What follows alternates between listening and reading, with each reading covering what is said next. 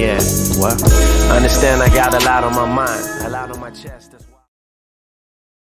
What's going on, everybody? Lloyd Jones with the Indie Breakdown, the show we break down your favorite indie comic book characters' power, stats, and abilities, and get them ready for an indie versus matchup. 4 episodes in already on season 4. Very excited. And the theme, the characters are a bit more grounded this season. Now, the first episode, we do have a ridiculously powerful character, but like the rest of the season so far are more grounded, and I'm very, very excited about that. But anyway, don't want to jump into my rambling state too quickly here. We've got another amazing guest here. We're going to bring him on, let him introduce himself, and then we're going to start talking about the power, stats, and abilities to his awesome characters. What is going on, boss?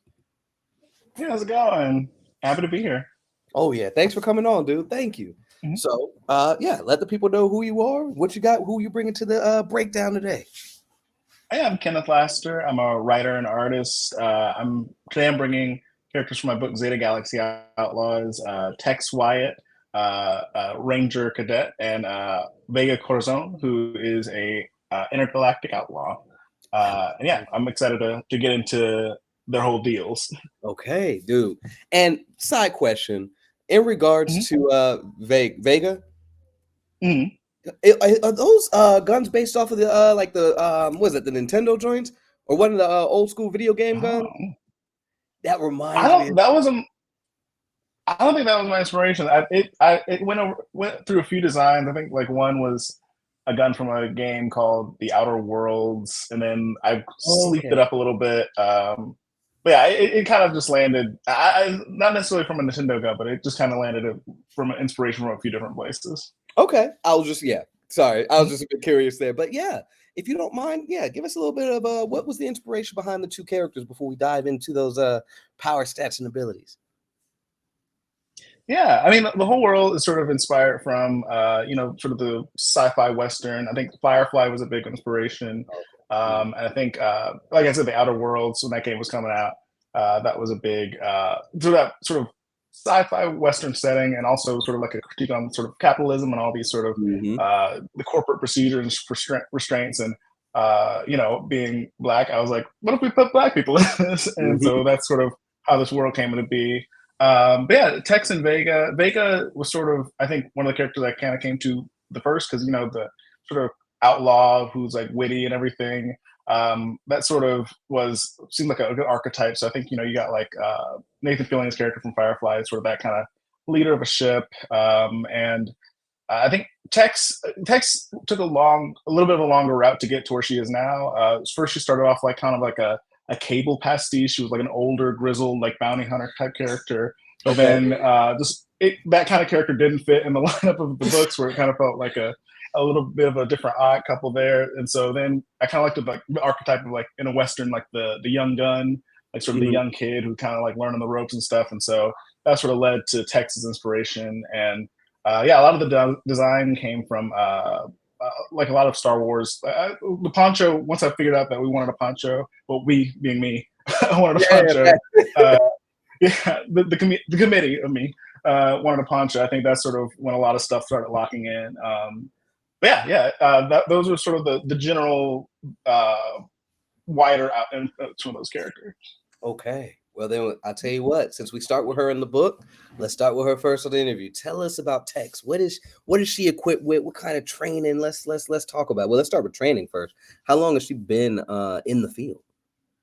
Not very long. I think, definitely she's what she has in like sort of power, she kind of lacks in sort of experience by a long shot. Like she's kind of plucked out of obscurity after an accident, and then sort of given this sort of cybernetic equipment. But her training, I think, she's through this sort of cadet program, but like it's sort of like a young diversity program for the super space rangers. And so she's maybe got like a couple months of training, and now they're just sort of putting her out in the field and hoping to get good results. So she's really, I think in the book she says this is like her first real fight. So not a lot of experience there. Okay, fair enough. And so just to ask about both of these characters respectively, but of course with a focus on Tex, for all intents and purposes, are they regular humans?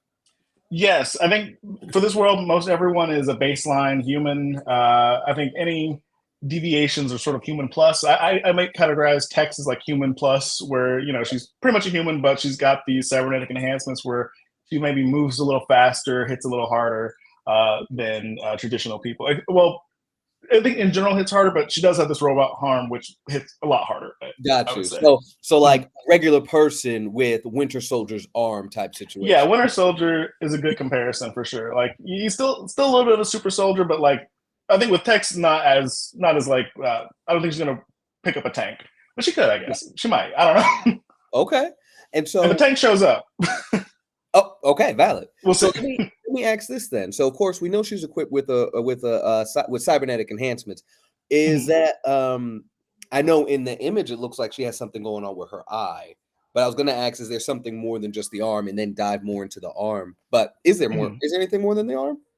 I imagine like most of her left side. I think maybe her leg is also cybernetic as well. I used to have a design where that was exposed, but I think the symmetry kind of looked a little bit nicer, and also just something a little secret that we can seed into later. But yeah, pretty much I imagine this whole like I guess her left side of her body is cybernetic in a way, a little bit like Cyborg, where there's still a lot of human left, but sort of like the cybernetics are sort of added on in a way.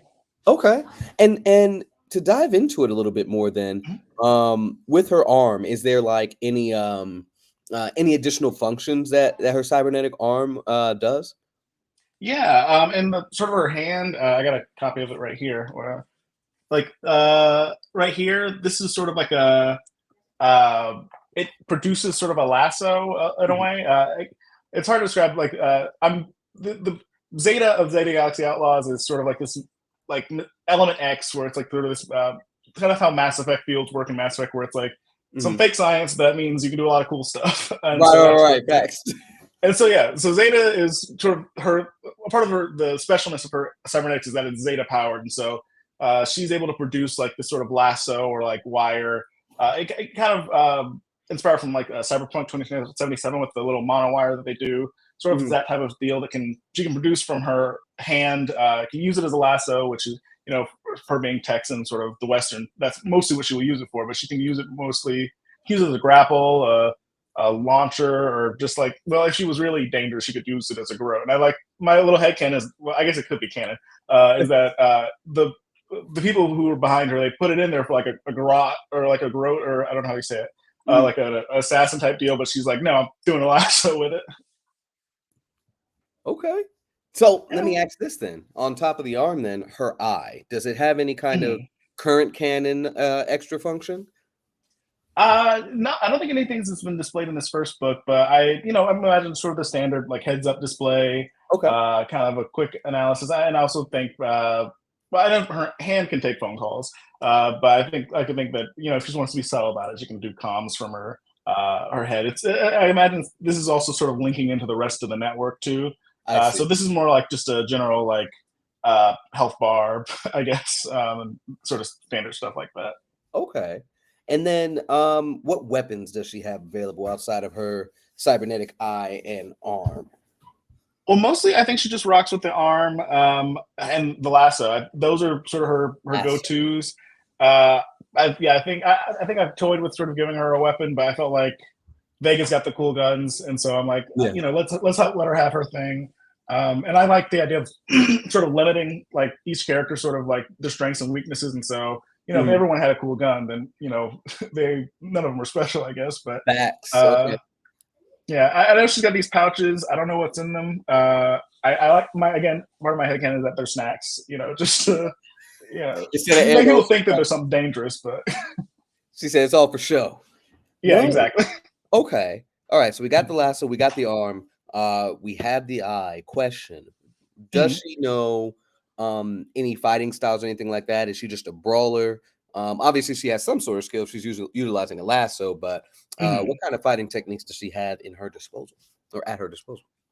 I think brawler is a good point. A good how I would describe it. I think I was watching the behind the scenes on the new Superman movie, and I think they talked about his fighting style being like sort of that Midwestern, like just throwing haymakers, just all power you can. Like I don't think if she was fighting like a mixed martial artist or anything, it would be she would get kind of outclassed in that arena, but I think she can scrap, I guess is what I'll say. Okay, and we did kind of go over this a second ago, but would she kind of be what most kind of consider peak human, not super soldier, but like in as best shape, I guess, as you can before you start entering those upper echelons? Is that about where she's at? Yeah, I think so. I think maybe sort of on that edge between peak human and super soldier, where I think with the arm, I think she does. I think that puts her over. I think Okay. if you turned off like that side of her body, she would probably be peak, I guess. Okay. And then of course we did kind of establish early on, but just want to make sure I'm still on the same page. Essentially, durability, speed, all that other stuff, minus the enhancements, is just kind of human level. But I do want to ask, how fast can she run with the let's talk about stats with the enhancements. We know physically, you said maybe is able to lift a tank, what have you, which I guess safe to say, punching wise, she can punch through what, concrete walls or something at this point. Yeah, I'd say concrete's a pretty good. It would. I think that's a feat for her. It's not like she's just pushing through walls or anything, but like it's kind of like she might have to take 1 or 2 swings to get through a concrete wall. Okay, and then so now running and like jumping and stuff like that. How high is she able to jump, you think? And then of course running. How fast is she able to move? I don't imagine she runs incredibly fast. I think again, looking ahead, Vega's more the speed character, but I think Vega or Tex runs sort of. I don't know if I even claim like peak human speeds. She's just sort of doing her best, I think, when it comes to running. Okay, but, so not even Olympic, just kind of, hey, I work out, but like, I think hey, I'm jogging. Like I'm on the treadmill occasionally. Okay. Yeah, and I think sort of similarly with jumps. I think she might be able to, if she leverages her leg correctly, she can maybe get a good leap for it. But I think she can maybe scramble up the wall with like using her arm as sort of like a pulley. But yeah, again, the mobility is kind of maybe her weakness there. I think she can, operate pretty good in close quarters. But I think if someone's shooting at her from across a field, she's gonna take a while to get there. Yeah. Okay. Yeah. So, and I said this in the last episode. I gotta say it again, man. It is so encouraging to see more grounded characters that will struggle, right? That don't have every power under the sun, right? They just, you know what I'm saying? They're making do with what they got. And I am a big fan of that. Even when we're watching like Marvel shows and stuff like that, right? It's just I fall in love with the grounded series more because it's like Hawkeye or Falcon and Winter Soldier. It's like, hey, like sure, they're strong, like sure they're gonna make it happen, but if you've seen brand new oh god, Brave New World. well, yeah, the Captain America 4. Ordinarily on paper, like, no, I'm not pitting him against Hulk, but like, okay, if you're in that fight, how do you overcome that fight, right? And so being able to see the ingenuity and thinking on their feet is exciting in the indie space as well for me. So also the danger is really cool too. The danger, right? Because what is going to happen, right? How will you get past it? Yeah, so that's definitely exciting. And so again, it's definitely encouraging. We had a lot of super powerful characters, so it's good to it's good to pivot. So I think that's all the questions I have for Tex. Like, I love the design. I'm looking at the book cover again right now. I absolutely love this design, the colors, everything. We have a whole separate show, What We're Reading, where we'll talk heavy about everything that we liked about the book. But fantastic. Nice. Yeah, fantastic. But outside of Tex, let's go ahead and move to Vega then. Tell me more. Yeah, Vega, her background is a little bit more mysterious as of right now. But I think she's more where should I start? There's a lot of stuff that I can go into with her. Oh man, give me what tell us about what her occupation is really quick, and then we'll dive into gadgets and stuff. Yeah, she is I want to say professional outlaw, but it's not like she clocks in, but she is essentially an outlaw. Her status is that she's part of this kind of Constellation Co-op, which is this group of like sort of organizers and activists, and she's sort of on the co-op's outreach team, which is just her and her friend Dev, and they're sort of tapping in on different like issues where there's like a demonstration here, direct action here, and they're sort of just tapping in to sort of be support or be like the ringer and that. And so but 6 months ago before the book, she left the co-op as on this sort of solo duo mission, and sort of has been running herself kind of ragged, just doing one stop to another stop to another stop, almost like she's running away from something. But I'll leave it there. But Okay. sort of some more stuff to come. But yeah, she's basically yeah. If there's any disruption happening against the system in the book, she's there. Probably going pretty quickly. Okay. And okay. So now tell us then, what is she equipped with? What is Vega working with? Yeah, Vega's got, I think, 3 big gadgets. One, the main one are, well, I don't know if I would call this the main one. She's got 2 main ones. The guns are pretty popular. They're sort of backstory from those. They're sort of a modded kind of piece of what the standard equipment is for the kind of stormtrooper-esque characters. The C Corps is what I call them. Sort of their weapon, something that they would be issued. This is sort of like a modded version of that. Sort of with her pink glow. They again pretty much are like just your standard laser pistols. You know, she dual wields them, pits them. You go down. Pretty sure they're lethal. I don't know if I've decided that she's murking people yet, but okay. So at the moment, everything's set to stun, right? Yeah. Unless I guess if there's I'm thinking about her first appearance in the book, and there is a smoke going out of a guy's helmet, so maybe she got that. But we'll see. Fair enough. But yeah, other than that, she's got her shoes, which are sort of inspiration for these are sort of Mr. Miracle, the Jack Kirby character, with his little discs. Yeah, it's not exactly that, but it's sort of a similar type deal where they allow her to sort of be a little bit of a speedster through like the city, and as well as sort of having a little bit of a boost, sort of like I imagine you can sort of in a way sort of walk on air by just sort of these sort of hover discs. In a way, it's a sort of a big mobility boost for her in a way that she can get around pretty quickly. And the third thing is her helmet, which honestly the biggest thing there is to make sure she can breathe in space if she gets into space. And also, I think, she has a heart monitor going across her sort of eyes, which is I don't know if that's useful. I think that is possibly her heartbeat. I think also I'm using it as gags as sort of like her audio showing how she speaks. Yeah. But yeah, so it's a little bit of mix of both, but that one is less of a. I guess you could also sort of say that's similar to Tex's sort of heads-up display, where it's sort of how she will communicate with people and just sort of get a reading on the situation. Okay. Okay, man. So and I know we kind of covered this with Tex and stuff already, but strength-wise and stuff like that, she would be weaker technically because she doesn't have cybernetic enhancements at all, correct? Yeah. Vega is very much a person, like a person who not even wearing that much armor, so she could really. That's why her speed is definitely the thing that she's sort of leaning on here. Where if she gets hit, she's getting hit. Yeah. And so yeah, that's a lot of her thing. I think is another element of. I think she does have some sort of athletic capability. Again, not going too much into her backstory, but she's sort of has a baseline of sort of having been a good disciplined training. Like she's got some moves, a little bit more than what Tex would have. Like I think she's taken a class. Vaguely, I would say in comparison, you can tell she's been taught something from somebody. Yeah, I'll leave it at that. But so she's got something there, but also she's a little bit more mixing that with sort of her impulsive nature. That sort of she's kind of got it's like when you're an artist and you're freestyling, where you've got the knowledge to have a little fun with it. And I think that's where Vega is, where she's got the baseline, but she can sort of color outside the lines with sort of how she moves and everything.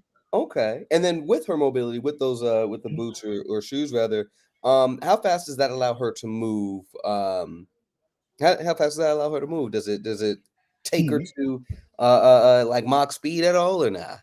Not Mach speed. It's just a little bit more like it's very much grounded. She can maybe keep up with a car, but if the car hits into like it's a Ferrari, maybe not. But like she's moving quickly, and it's mostly in quick bursts, not really a sustained, like she's not running across the world in a certain amount of time. She's mostly just sort of if someone's throwing a car at her, she can get out of the way pretty quickly. And I think that's sort of the mostly, I guess, a thing that I could compare it to, like Cyberpunk Edge Runners. The main character has sort of like a speedster type deal where he's able to get out of the way and sort of move pretty quickly. And I guess I would liken it to that, where it's pretty fast, but you're not getting it. It's not, again, doing a marathon or anything.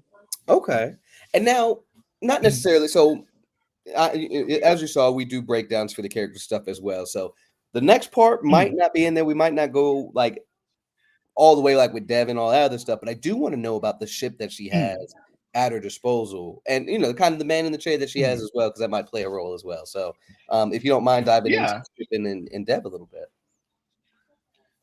Yeah, the ship, it is again, it's similar to her guns. It's sort of a piece of the wider architecture of this society, part of this congregation or conglomeration corps, the C Corps. This is one of their sort of freighter vehicles that it has been stolen and sort of modded out and sort of kitted out to be a little bit leaner, still having like sort of the bulk to it, but it's able to move a bit quicker, be a little bit more stealthier, even though it just looks like just a clunker ship. And and that's just basically their home of operations. Not just like the ship; it's also their home. Like they sleep there. It's dirty, it's messy, and it's got a lot of decorations. So it's I don't know if it can last too quickly in a fight. It's not necessarily a fighter ship.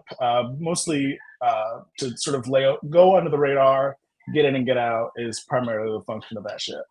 Okay. Fair enough. And then Dev, is he I mean, he seems like the man in the chair. So how tell me a little bit about his function. Pretty much he's Vegas man in the chair. He the driver. He's driving the ship or piloting the ship. His background pretty much is that he was a pilot or more of a mechanic for the C Corps, and sort of again, I'm not sure if I'm canonizing this, but he is in the ship when Vega steals the ship. And he's just like, all right, cool. I didn't want to be here anyway. And so that sort of is his origin story a little bit. And they are just really good friends. He's not just her sort of guy in the chair in terms of having her navigate these situations, but also sort of a guy in the chair of being like, hey, you haven't slept in like a couple days, and sort of being like sort of that sort of more physical and emotional, being like, hey, are you good type, that sort of help, in addition to sort of the guy in the chair, like dodge here, hack this, and everything. Okay. And I failed to ask this for Tex, but does she have a ship that she utilizes as well? She has a rental car, I'll say, as like a rental ship. What takes her into the first scene. It's not hers. She's borrowing. She's along for the ride. Okay. Yeah, she went to the Space Hertz and picked it up and just not Space Hertz, Jesus. But okay. Yeah. No, this is, dude, I gotta say this, and Try Not to Die. Dude, great job with those stories, bro. Side question. Thank you. When are the next issues dropping? That's a good question. As I was preparing for this, I'm like, oh dang, it's been a while since these came out. Me and Damien were working on Try Not to Die #2. I was just looking at the cover, or working on the cover today. We're working on getting that up on its feet. The script is written. I think it's just mostly my court right now. And Zeta Galaxy Outlaws, when I was at the convention, I was outlining #2. And so the beats are there. I just got to sort of get a chance to sit down and work on the script and get that going. Fair enough, dude. We fell in love with it, man. These books look like something that you get straight out of the store. Like, not saying other books don't, but like, I see clearly. You know what I'm saying? But like, this clearly looks like it goes on the shelf. You know what I'm saying? So you did, and that's actually. Thank you. That's actually a variant cover from the artist Buttercup. I've been following them for a while, and I just reached out for a commission, and they killed it. That's honestly, out of the 3 covers, and knowing that I drew one of them, that's my favorite cover. Fair enough. Okay, but dude, y'all are killing it, man. So, as I said before, these don't be too terribly long. But before we close, of course, we definitely want to make sure that people know where they can support you. So if you don't mind dropping your social media as well as your website where people can pick the books up. Yeah, my website is KennethRLaster.com. If you click the shop section, that should take you directly to the Ko-fi page with as the books on digital. I'm working on, I think, getting back into Gumroad, and maybe that will be where that link migrates to. But it'll be, if you click the link, you'll get some books, basically. And yeah, I'll be working on getting the physical books up as well. But yeah, they're all available digitally, both Try Not to Die and Zeta Galaxy Outlaws.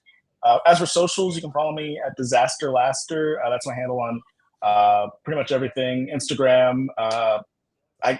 My Twitter account is still there. I don't really use it. So if you want to follow me there, I'm sure if I have a book, I might log back in. But yeah, and Blue Sky as well. Disaster Laster plus all the other stuff you put on Blue Sky. And yeah, again, I'm not posting as much on those, but when stuff starts wheeling up to the gear, you'll be hearing from me. Okay, dude. Thank you for coming on, man. I'm very excited. So here's how the rest of this goes. And those that are listening, y'all know how these goes. These normally go, but for you here, so we're gonna do 6 more interviews essentially. And once we have all 10 interviews done, I do the breakdowns, and so you'll see a neat little kind of breakdown video of each of the characters. And then we bring everybody back for what we call the creator clash. And so what'll end up happening is, you kind of look at all the characters and be like, you know what? I think I could beat this character. And what we'll do is we'll play their breakdown.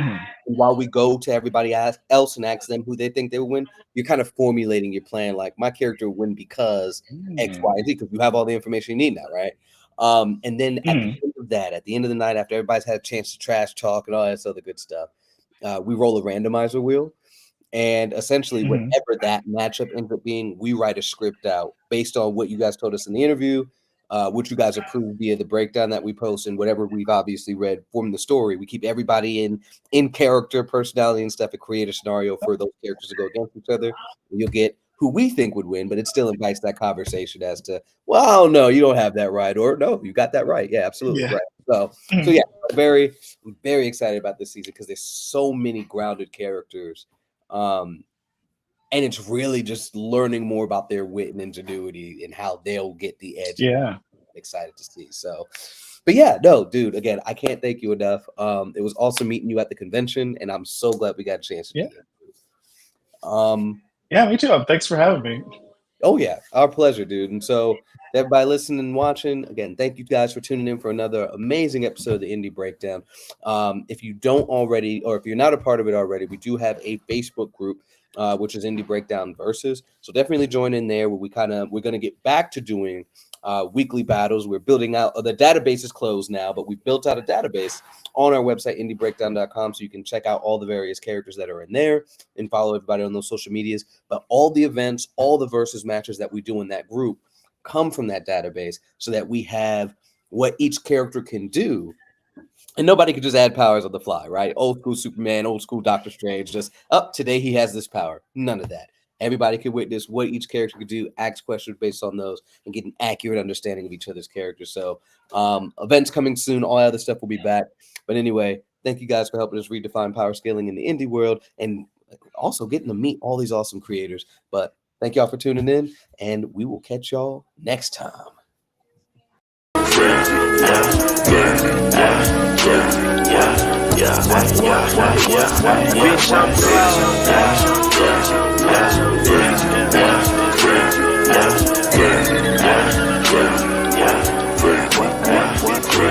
Bitch, I'm